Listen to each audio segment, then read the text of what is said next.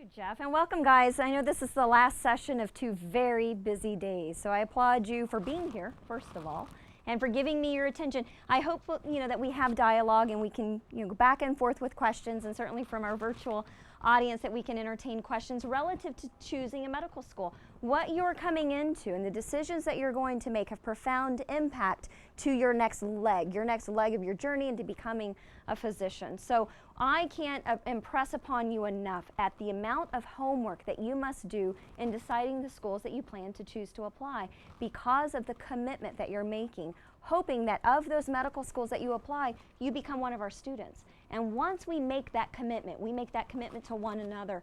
You're in it for the long haul, we're in it for the long haul. So the more information you can gain about us in this process, the better prepared you'll be to be the most informed consumer in a field of growing number of medical schools and variety of schools. So with any lecture, as Jeff said, my role today is to facilitate a conversation with you. And it may not be a dialogue that we can have today, but at the end of this, I'll give you my contact information. And if you'd like a copy of this presentation to both our audience abroad and those in the room, you're more than welcome to interact with me, and we can have additional dialogue very specific to maybe what your needs are. Okay? So I'm very excited to give you an overview. This is our lecture objectives for the day, what the application entails, and you already know what medical school application process looks like. You've done your homework in that regard.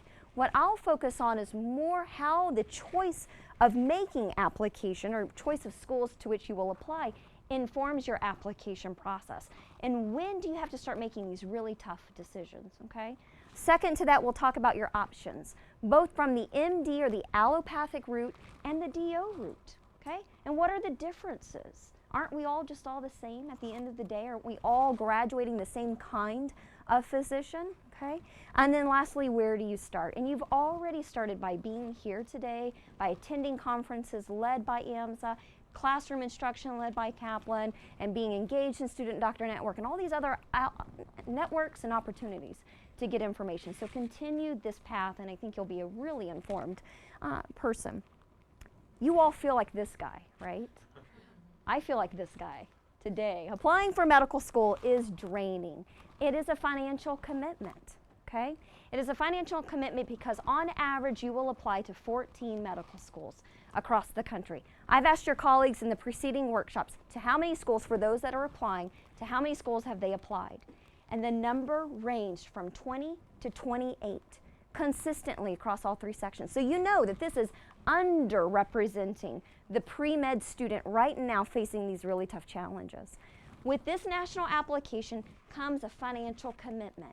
You are making a financial commitment to apply to 14 medical schools, a national application fee, okay? You're sending the 14 schools the data, and we're charging you to receive this data, all right? With that information, we hope that you'll progress to the secondary application, but guess what? We ask for yet another check from you. You're going to answer more essay questions, and there's another financial commitment on you unless you're accepted to the fee assistance program, a service provided to the AAMC based on income, okay? We'll honor that. For the majority of students, we're applying the secondary fee that ranges from $35 to upwards of $100, okay? And that's your opportunity to talk to us. Be very specific in your interest in our programs, but we are assessing a fee at that level. And then the expenses associated with your travels to our campuses to interview with each of us. You're having to take time away from work, from school, from wherever else, okay? Hotel room, maybe a night or 2, airplane or travel to those locations, and you're doing that on average 3 times, according to the numbers of the applicant pool from this last season. So it is a financial commitment to you guys, and you want to make an application to programs that will be most likely to invite you for an interview. That's your goal. Your goal is to get into that campus for an interview, because that's the pathway to an acceptance, okay? Secondary to that, and not probably the most important to you, is it's emotionally draining. It is applying to medical school, as I say to pre-meds, it's like having a part-time job that you don't get paid for. How depressing is that? Okay, we're charging you money, and you're not getting anything in return just yet. The outcome, the goal is to get your acceptance.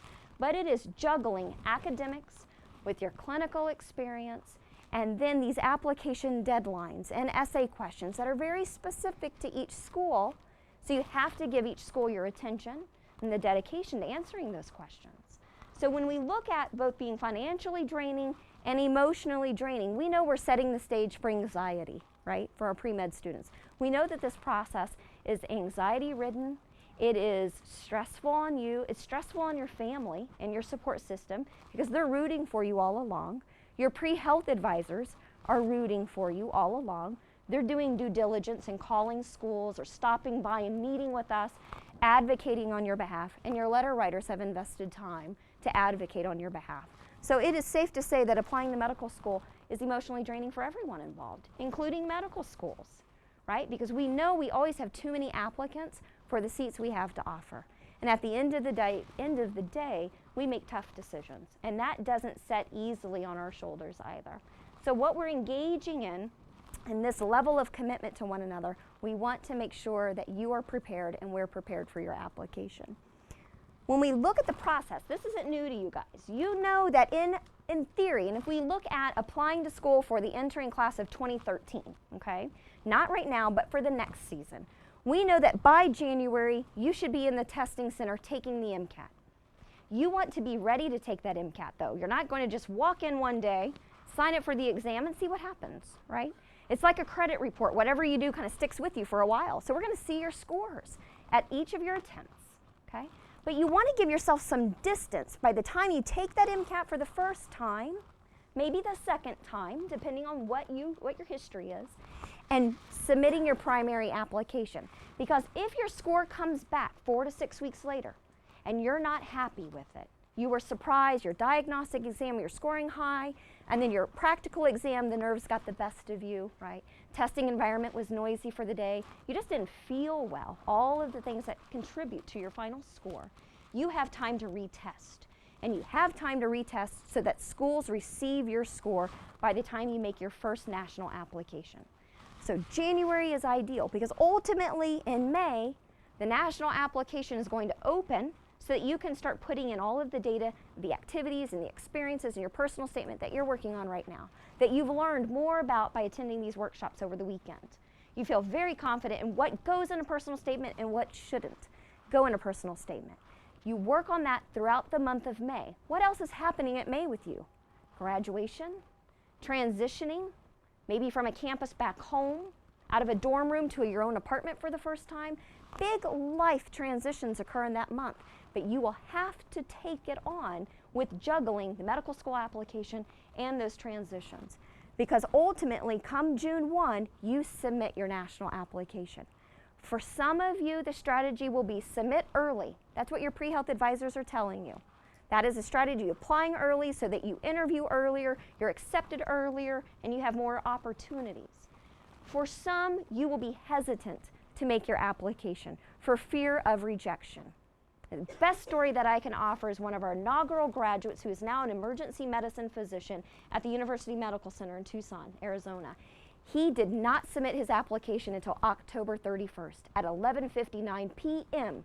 because he was so afraid of not being accepted. The anxiety takes over, okay? It gives me goosebumps to think about hitting submit on a really big application. But if you do your homework, you shouldn't be hesitant to make that application. But also know that if you're not ready to apply this year because your MCAT performance wasn't where you want it to be, or you have opportunity to do amazing experiences traveling abroad, Teach for America, Peace Corps, all the things we've heard about from this conference, perhaps you're not ready to apply. Don't submit. Wait a year. We're not going anywhere, okay? And I know you have a biological clock ticking. It's louder and louder every year to get into medical school, but we're not going anywhere. If you do submit, you enter the primary application all the way through the deadlines, and each school will have their own deadline. That's going to be the challenge of juggling this master calendar, all of these deadlines.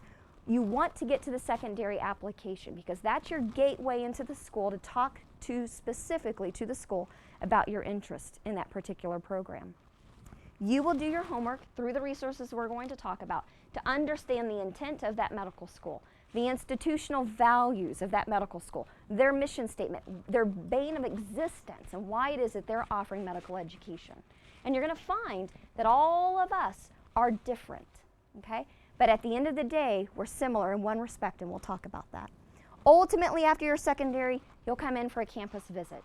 Okay, that's your meal ticket in, because what we're finding is that your interview results are the most determining factor in your acceptance. Because by the time you interview, you've already been screened academically. We know that you're academically able.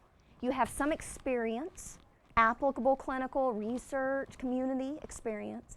The last component of missing data are your attributes, characteristics, things that we can't learn about you on paper, so we bring you to campus to learn about: maturity, communication skills, those things. So the deciding factor is your interview day. Okay, and I feel pretty confident saying that, at least from our perspective in the majority of medical schools. And then so you move through the process. There is an opportunity for you to apply to an early decision program. Some of you may be aware that you can make an application to one early decision program by August 1st, and they will be guaranteed to give you a decision. May not be an acceptance, but a decision by October 1. If you're accepted, you enter into that medical school. You don't have to go through the application and the process at any of the other schools. You've entered into a contract, if you will. If you're not accepted, you become one of the regular applicants in the pool, and you remain viable for your other applications in that institution as well. For some of you, the strategy works because you have a very specific interest, and they know you. Perhaps you've been engaged in that institution as an undergrad through research activity. So it is a strategy, okay? Some schools offer this.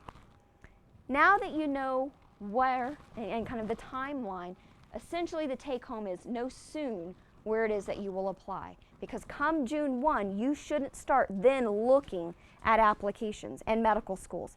By June 1, you need to have targeted list of your first wave of applications, perhaps your backup list, and if all push comes to shove, your third wave of applications. You'll have a strategy in place rather than waiting until the day of to make those decisions, because you'll make quick decisions that are ill-informed and you'll waste your money. And at the end of the day, this process is too expensive for you to just haphazardly cast a net to schools that will tell you up front on their application websites or their institutional value and admission statements that you're not the right type of student for them. For example, if it's a school very interested in producing rural physicians, okay, yet you're from LA and you've never been to a rural community, why would they take the risk when they've got so many other applicants to choose from? So if you put your application out there hoping to be that first student to crack the code, you're setting yourself up for a rejection early on. And I'm just being as honest as I can about that, okay? So there are those clues that we'll talk about. When we look at your options, I think there are two ways you can go. The MD, the allopathic training route, or the DO, the osteopathic training route. And there are a lot of options for you. That's the good news. Double good news is that none of us are identical. We're not cookie cutters, okay? Each of us has a different flavor. And some of you will be attracted to a particular type of training program or a location. Maybe it's about student life, or you might just really like the facilities at that particular institution.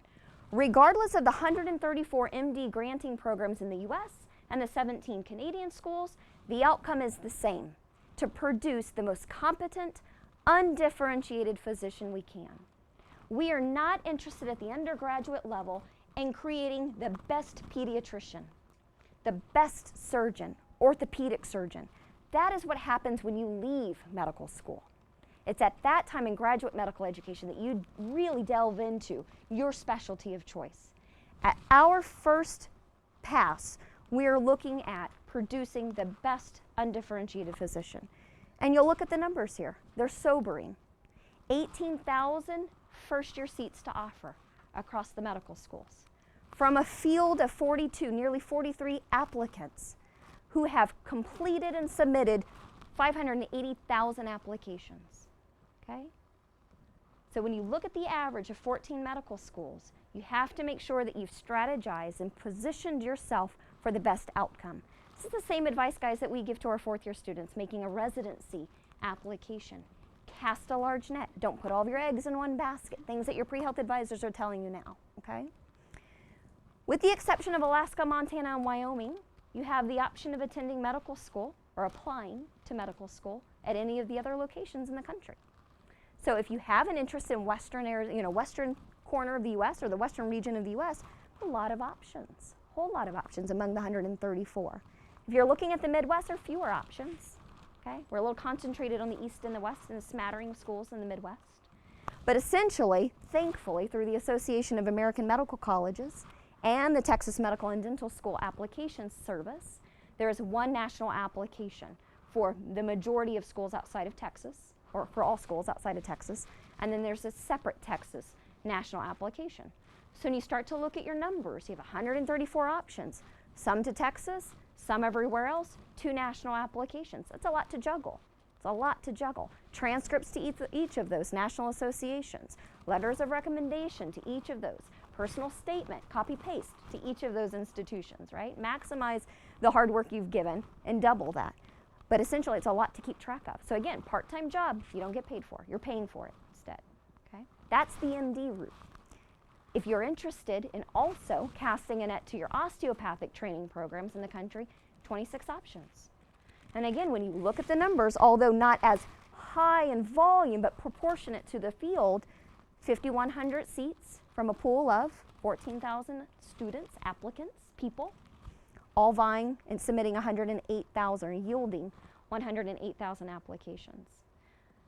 The difference is now you have MD, both the national and the Texas application, and then if you have an interest in the DO, you have a DO national and the Texas application. So conceivably, if you applied to both DO and MD programs, at least one in Texas of each, you have 4 national applications to juggle. Okay? It's a lot of work. It's a lot of work on you. But those are the decisions you should make early on and be well aware of so that you can juggle competing deadlines on top of school, clinical experiences, life, don't forget about life, things that are just naturally happening that don't stop just because you're applying to medical school, okay? At the end of the day, which way do you go? And I'm not a proponent of either. I'm not advocating for one over the other. And this is my synopsis of the 2 differences, okay? More similarities than differences among MD-DOs. For the most part, you'll spend 4 years studying very, very hard, regardless of the route you go, MD or DO, okay? Some of you may take a little longer to graduate because of dual degree interest. Maybe you want an MD and a Master's of Public Health, an MPH. So you'll take a little longer to graduate, but on average, 4 years, regardless. So going the DO route isn't any easier than the MD route, right? Same amount of years. Each of you will pass national boards in order to become and progress through your educational programs. MDs, 3 steps, kind of 3.5 if you count it. First step, or step 1, taken at the end of your 2nd year. You don't progress, at least for the U of A, College of Medicine, Phoenix, without having passed step 1. If you fail, you retest, okay? But at the end of your 2nd year, you take step 1. At the end of your 3rd year, going into your 4th year, you take part 1 of step 2, clinical knowledge, another exam, high stakes, computerized exam. And then somewhere in the fall of your 4th year, you take the 2nd half of step 2, and that's clinical skills, and you'll interact with a standardized patient, and they will assess your communication. Things that we talked about today in the panel this morning, human connection, right? Were you kind? Did you wash your hands before you touched them? Did you introduce yourself, knock on the door before walking in? Things that you may take for granted that your physicians are skilled doing that we test to make sure you're doing, okay? And then the 3rd part of your board you take at the 1st year after the 1st year of your residency. So those exams stick with you guys, and then you re-up occasionally. Same across the board. Residency training opportunities exist for both sides of the coin. DO students can apply for DO residencies and MD residencies, okay? So they get to see both sides of it. At the end of the day, they're generally the same residency positions. You don't have a different track if you're an ND versus a DO. MD students don't apply for osteopathic residency programs. They only go the allopathic route, okay? So a little difference there. Specialties, you want to become a surgeon? Either which way will get you there. You want to become a family physician, an OB-GYN, pediatrician? Either way will get you there. Because ultimately, both are licensure and practice medicine. So the end result for you is to become a doctor and you don't have an affinity to one or the other. It may be in your interest to cast your application to both sides. And we'll look at some of the numbers. Because the perception down here, how many of you have heard the academic profile in the MD candidates is higher than the DO? Right. So if you have a lower grade point average, lower MCAT, you better apply to DO programs. There may be some strategy. When you look at the entering class numbers, you will see The academic profile is a point, maybe a point and a half lower than the MD profile. Does that mean one is better than the other? No. It's just the reality of the applicant pool. So if you're teetering in there on the MCAT level, the 27, statistically 27 and above tells us that you'll struggle less and you will pass step 1. Anybody below may be academically at risk and may struggle. You may cast your application to a DO program if at the end of the day you have no relative concern or affinity to either one.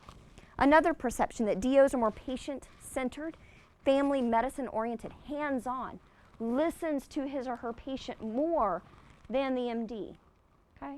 I have a fantastic MD physician who listens and hears me, holds my hand too.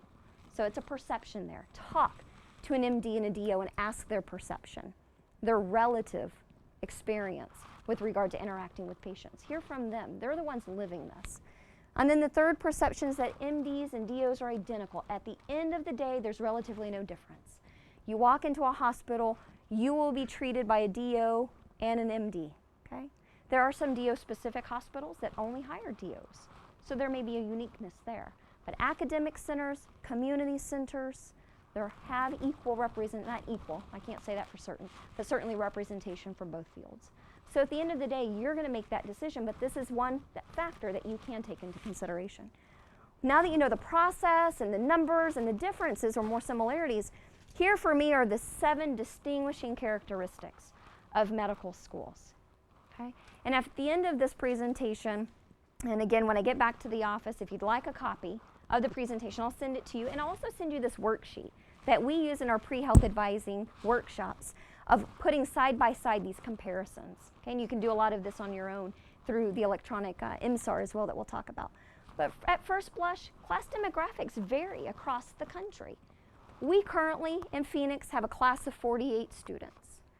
We hope to increase our class size this coming summer to 80. Pretty small compared to our peers or colleagues down the street in Glendale, the osteopathic program, that accept 250 students and they're entering class. Some of you are coming from very large institutions. Others would like to attend a smaller institution. So you may value one class size portfolio over the other because of the richness, the rapport with faculty, for example, that I know our students gain from being in a smaller environment. Some of you like to sit at the back of the classroom and just be one of many faces. So in a class of 48, it's kind of hard to do that, right? Because we know everybody intimately.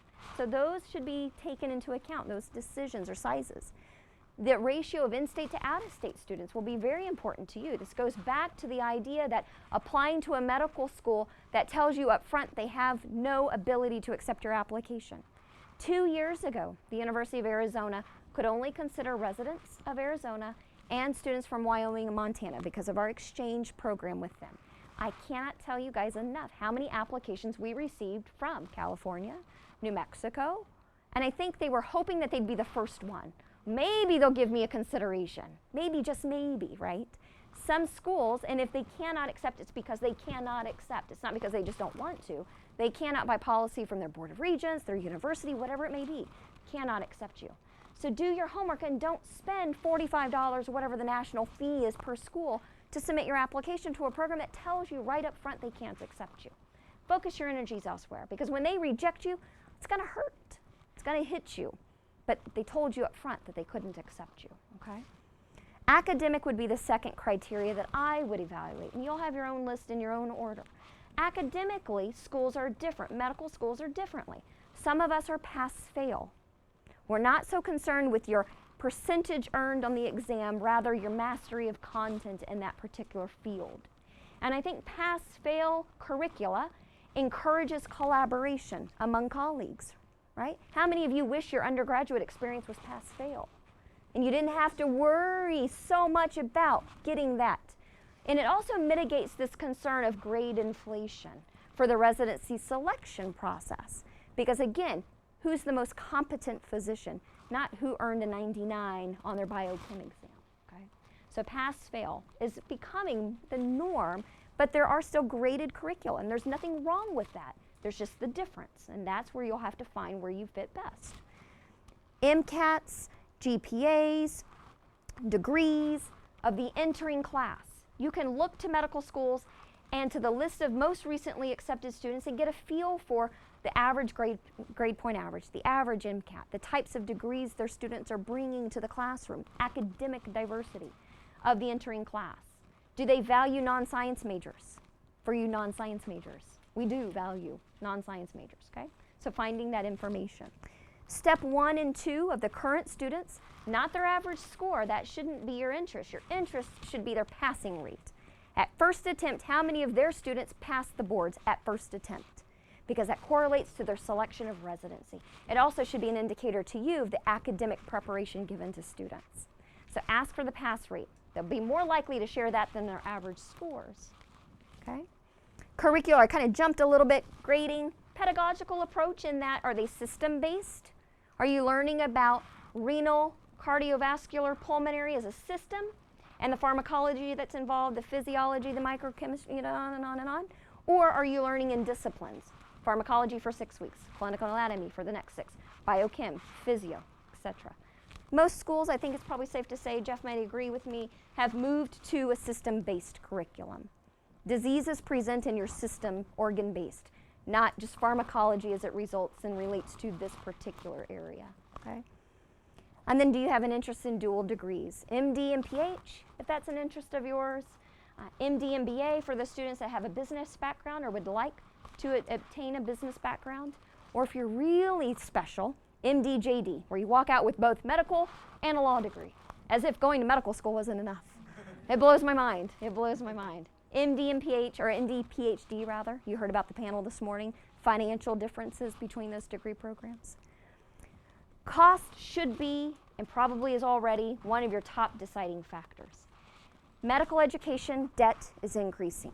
The cost to train you is increasing with the technology and the amount of knowledge that you have to absorb as a medical student, okay? The cost of your undergraduate experience is increasing. The amount of indebtedness of our incoming class is increasing.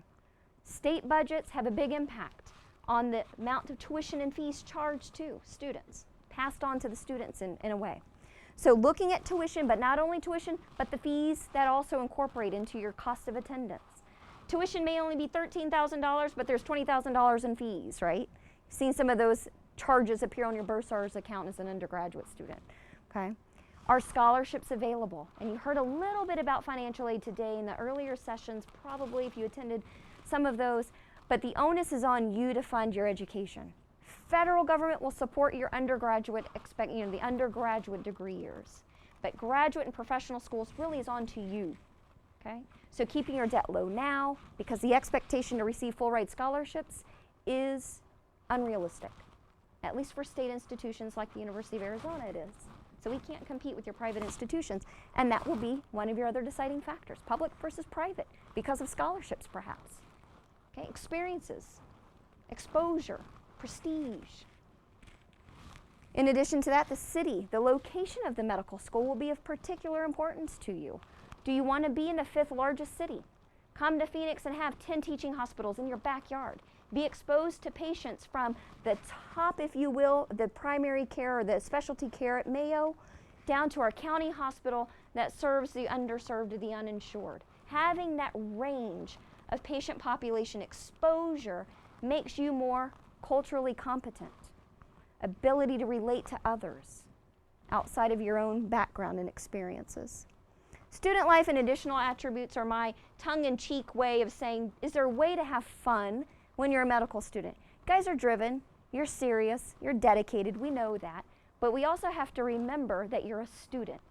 And students need places to be well, to have some recreation, keep themselves healthy, mentally healthy, physically healthy, emotionally healthy, because you are at risk of being overworked, depressed, okay? Mental disease, the onset of mental disease at your age, the demographic, young 20s, so when we see it come to bear its ugly head. So we want to make sure that we have the support there to help you, because you may not ask for it, but we'll recognize that you need it, and services will be there to offer to you. And then lastly, the additional attributes, creating the graduating class success. Did they match What was the percentage of matching into residencies? Not into their first choice. That's not data we collect in medical schools, but some pass it off. But did they match into a residency? That should be more important to you, just like the passing rate of step 1 and step 2. Mission and institutional focus goes back to applying to a school that values rural health education or producing rural physicians, yet you've never been into a rural community. Because Sacramento is not rural, okay? Maybe compared to LA, something like that. But it isn't a rural community in the sense of going back and living in a small town of 5,000 where you are a physician 24/7. When you bump into somebody in the grocery store and they ask you about the rash on their arm, and you're just there to get milk, okay? Being a part of that community. Very different environment. If that's what they're looking for and you've never experienced it, too many other students have, and you'll be overlooked moving on in that process. So ultimately, it's where you'll have that balance. Academically, you want to be challenged. If you're not, it's not a good school for you. Probably isn't a good school. And I know for certain, none of the LCME accredited schools would let you out without challenging you, okay? We're held to high standards. Personally, where will you grow? Where will you be provided leadership opportunities, professional opportunities like national associations, and exposure to specialties, and having the ability to interact with physicians of your kind, where you want to be, learning from mentors, okay? You're looking for that balance. And to start your research, at first glance, you're going to look to the source that regulates medical schools, AAMC, okay? AAMC.org. The list of schools is ever changing, okay? Just this week, All Point Bulletin came out across the medical school community that a medical school had lost its accreditation. It's no longer offering medical education to applicants or current students. This list is updated with that kind of information. In addition to that, which rarely happens, there are new schools coming online as a result of a call to increase our class sizes. Because why? We have a physician shortage. Okay? So we increase our class sizes. Phoenix is a product of that call. To increase our entering class size, we created the Phoenix campus. To answer that call, new schools are coming online and seeking accreditation. This list will be ever changing in your generation, in your time frame of applying to medical schools. 134 schools, 119 a few years ago. Okay, so it's growing. Good news for you. More seats to be offered. Once you've identified at least the region, maybe it's Western region, perhaps you have an interest in the South, wherever it may be, you can open the most go-to useful guide I think there is right now, and that's the Medical School Admissions Requirement Book, the MSAR. How many of you have a copy of the MSAR? If you don't, you probably, hopefully, are waiting to apply next year, so you're waiting for the most recent copy. They produce both a paper book, I like it, it's about this thick, nice and heavy, and then you can also buy an online version. The paper book bounds medical schools to one page. That's really hard, guys, to talk about your medical school in one page, but it is a standardized way of giving you basic information. And then from that, you go to the online version and start to look at curricular features, student life, academic programs, student policies, things like you should be paying attention to, although you may not realize it's important. For example, what if you get sick? Can you take a leave of absence from medical school without leaving and withdrawing from medical school? So student policies to that regard are imported into the online version. So you start at the 30,000 foot, you bring it down to this level, and then ultimately, if you've refined your list, you go directly to the medical schools that you're interested in, you look, you read things like season results from last year, meet the most recent entering class. Who are they? Where are they from? What do they look like, right? You can make some comparison between yourself and them, if that's important to you. You can also get a little information about their application process as a segue to where you want to be. For example, multiple mini interview, the way that we assess our students. That's good to know, because when you're writing the secondary application, you can talk about your interest and the very unique features of that medical school. You'd read about our scholarly project, and in your secondary say, hopefully with genuine, feeling that you have an interest in producing research at your level and carrying a project through, beginning to end in 4 years. So you go to that level of information. But ultimately, it is truly finding the right fit for you, because when we marry you, we're committing to living with you for at least 4 years, okay? If you decide halfway through you don't like it anymore and you want to leave and go to another school, that other school will not bring you into their class because they'll be afraid that you're going to do the same thing to them. You're going to up and divorce them too, right? And it's just really tough because each of us has a different teaching program philosophy. It's apples and oranges. Although at the end of the day, we produce the same. How we get there is a little different. So transferring out and into another place doesn't happen like it happens at the undergraduate years.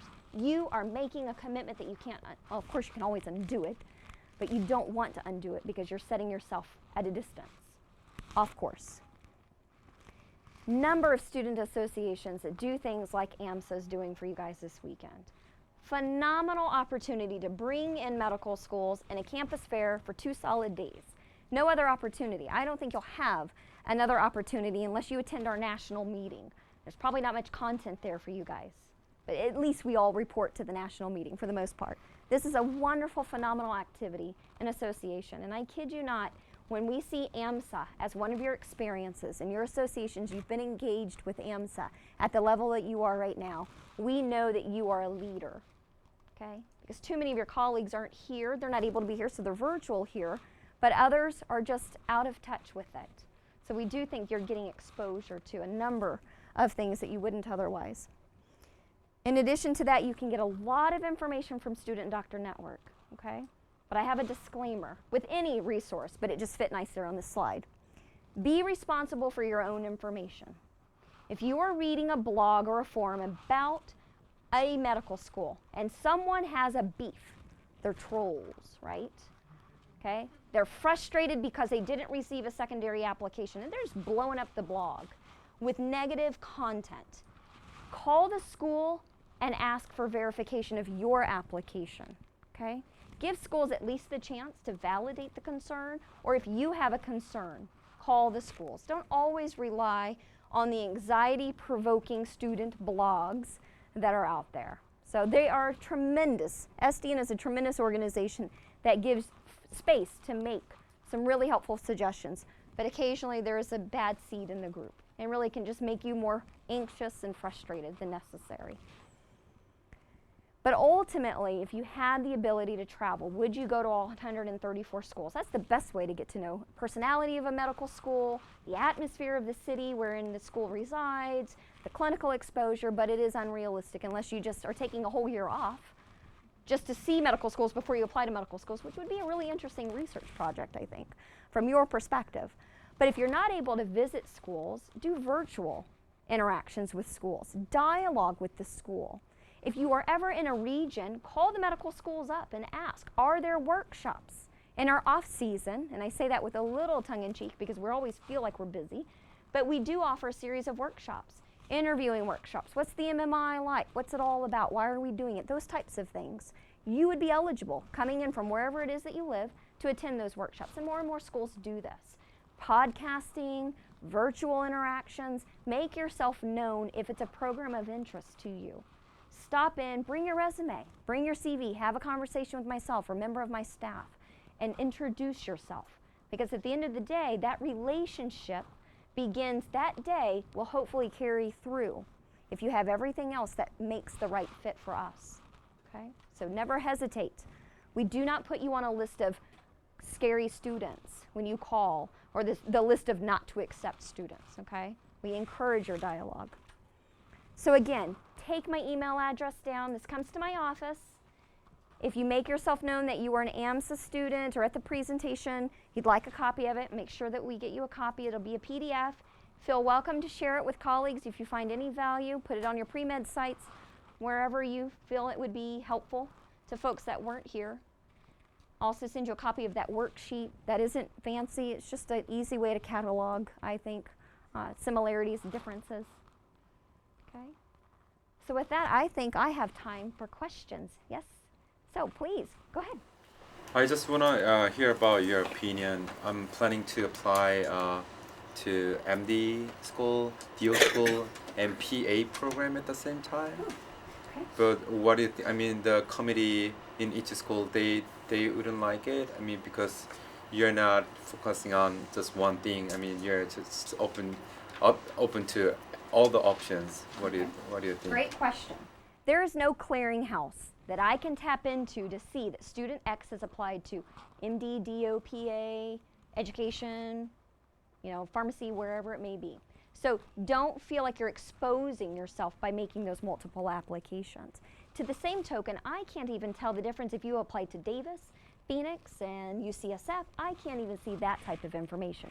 Now, if you make an oops and copy your essay from your UCSF application and send it to Phoenix, you're not going to go farther than that, okay? Because we're going to assume that you've sent that same essay everywhere. So you will have to keep straight. It's like living a double life, right?